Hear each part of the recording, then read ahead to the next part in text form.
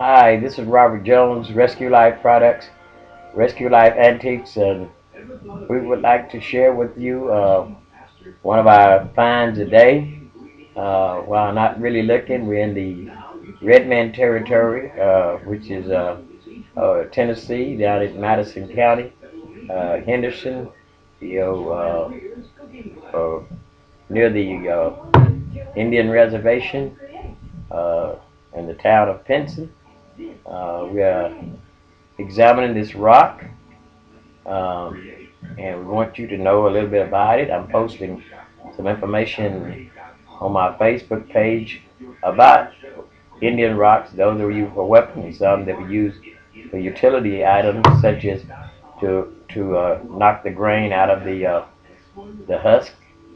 This particular rock, I purchased it today from an individual who bought it from somewhere down near Bolivar, Tennessee, or in that area. And as you look at it real closely, you wonder what in the world did they do with this? Well, the closest thing that I can find that this one was used for, up on first observation, using just only my reasoning, I thought it to be a tomahawk item, where the uh, stone was engaged where they were tied around the center where my thumb is, with a string and attached to a stick so that it could be used to strike an object with. I'm going to switch hands with the camera. Perhaps I can do a better job of what I'm trying to do in showing you this item. Now, so if you look at this stone, from a glance you'll see this stone is broken on this lower end. It's broken on this lower end. I'll get you close up to where it's been broken off. Now, that's not why I showed you that part. I want you to know that it was a two-pointed ends, and the sharper end is now a blunt end. These items were used to be bound by the Cherokee Indian with a with a handle to the center that come out right in this area right here. It's tied across the center, and the projectile part at the top would be used as a weapon to pierce the template of the eye or when they swing it to hit the head, to pierce a hole in the head. The other end of it, which was probably used for the last time when it broke, could probably be in the enemy's head, wherever that person died. But these stones were used in various ways during the Indian era here in this part of what used to be old South Carolina, North Carolina, which is now Tennessee, Madison County, and Chester County, all the way out to Chickasaw. Now I'm going to give you another shot of this item before I ship the light. You can see, and on one side it reveals what seemed to be blood splatter. This area right here seemed to be blood splatter and soaked into the rock.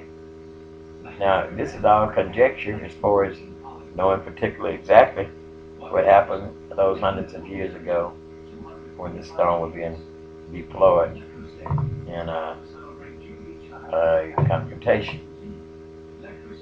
It's a one piece.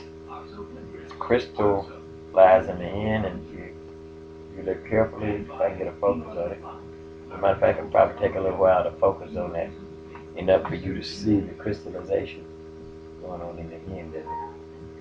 I think that'll suffice there to see the crystal rock at the bottom, and there's a layer of crystal. That hardened crystal would be used in striking an object. The blood splatter, or what seemed to be blood splatter, can be seen clearly from this point. And tumbling in a river could never result in such a shape. It must have been an intervention of a human hand to shape this rock in such a way as it is shaped as we're looking at it here.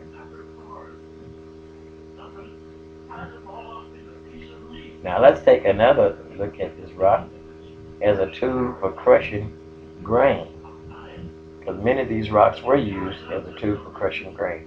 And we will be posting a picture showing you just how that worked in a bowl.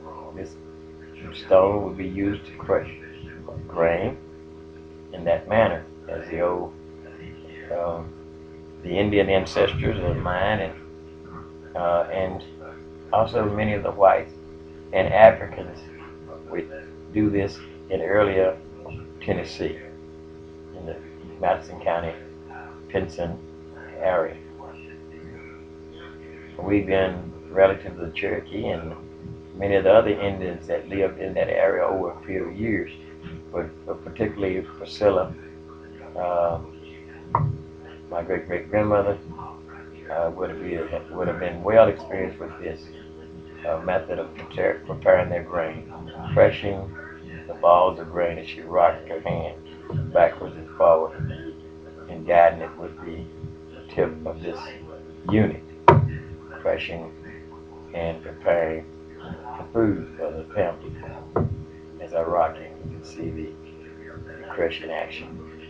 And then the flatter portion would have been used to pulverize the material. Now, it also could be used, as I said earlier, as a weapon, but they didn't use them as both. One was designed as a utility for grain, and the others were designed for utility for a weapon.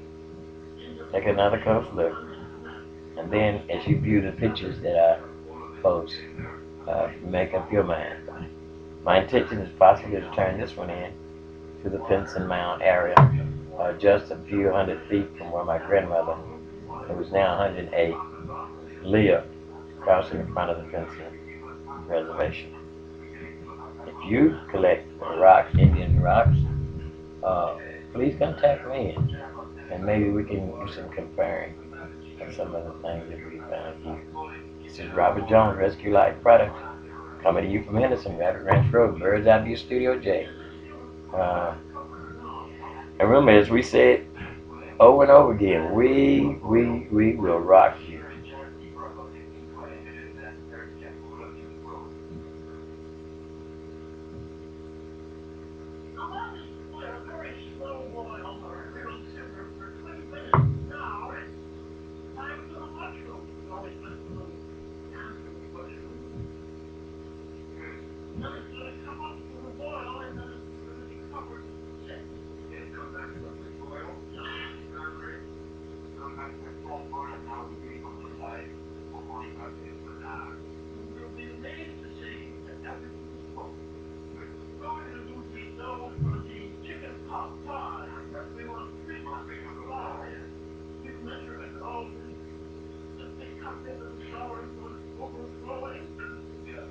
And that's all for now.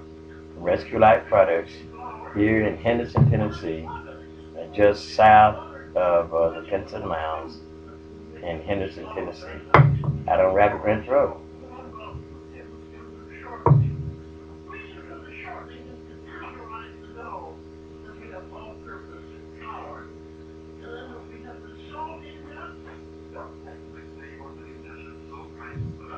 And we are through with this one. Thank you very much for looking at this video.